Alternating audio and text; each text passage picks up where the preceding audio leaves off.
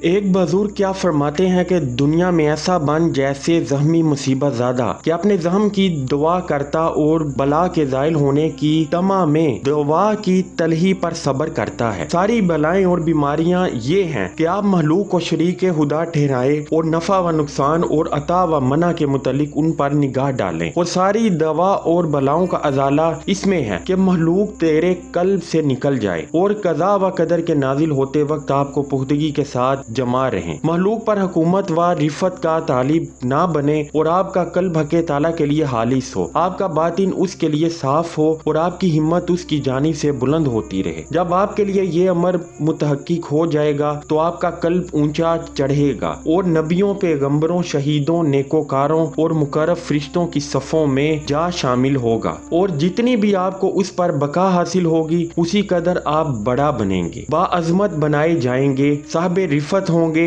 آگے بڑھایا جائے گا، حاکم اور امیر قرار دیا جائے گا، آئے گا آپ کے پاس جو کچھ بھی آئے گا، ولایت نصیب ہوگی آپ کو جیسی بھی ہوگی، اور داد و حشر سے نوازا جائے گا جتنا کچھ بھی نوازا جائے گا۔